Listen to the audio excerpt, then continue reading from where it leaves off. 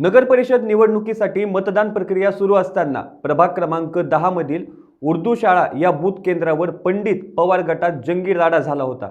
तसेच अमरसिंह पंडित यांचे स्वीय सहाय्यक अमृत डावकर यांनाही कृष्णाई या निवासस्थानावर जाऊन बाळराजे पवार व काही समर्थकांनी मारहाण केली होती।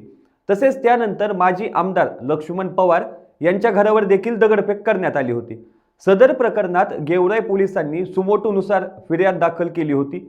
तसेच या गुन्हा नंबर 717/2025 गुन्ह्यात 333 हे अतिरिक्त कलम वाढवले आहे व या प्रकरणात 50 पेक्षा जास्त लोकांना पोलिसांनी कायदेशीर कार्यवाही करून अटक व सुटकाही केली होती। पण या प्रकरणात बाळराजे पवार यांना गेवराई पोलिसांनी दिनांक 16 डिसेंबर रोजी मध्यरात्री 2:24 अटक केली असल्याची माहिती आहे।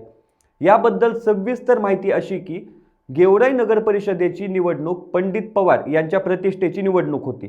तसेच प्रचारादरम्यान वादग्रस्त विधाने व मतदार यांना धमकीवजा भाष्य केल्याप्रकरणी भाजपच्या उमेदवार यांची देखील तक्रार निवडणूक आयोगाकडे प्रलंबित आहे। तसेच दिनांक 2 डिसेंबर रोजी नगर परिषदेसाठी मतदान सुरू असताना प्रभाग क्रमांक 10 मधील उर्दू शाळेतील बूथवर पंडित आणि पवार यांचे युवराज एकमेकांना भिडले होते। त्यानंतर कृष्णाई या निवासस्थानकात सहाय्यक अमृत डावकर यांना मारहाण झाल्यानंतर पवार यांच्या निवासस्थानावर दगडफेक व 4 ते 5 लोकांना यामध्ये गंभीर इजा झाल्या होत्या।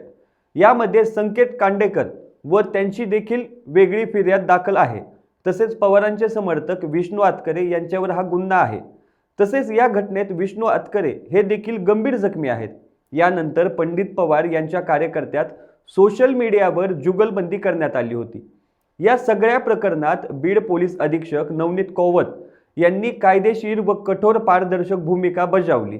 तसेच या गुन्ह्यात अतिरिक्त कलम वाढविले असल्याने गेवराई पोलिसांनी बाळराजे पवार यांच्यासह काही समर्थक यांना रात्री उशिरा हजर केले व त्यांना गेवराई न्यायालयात हजर करण्यात येणार आहे।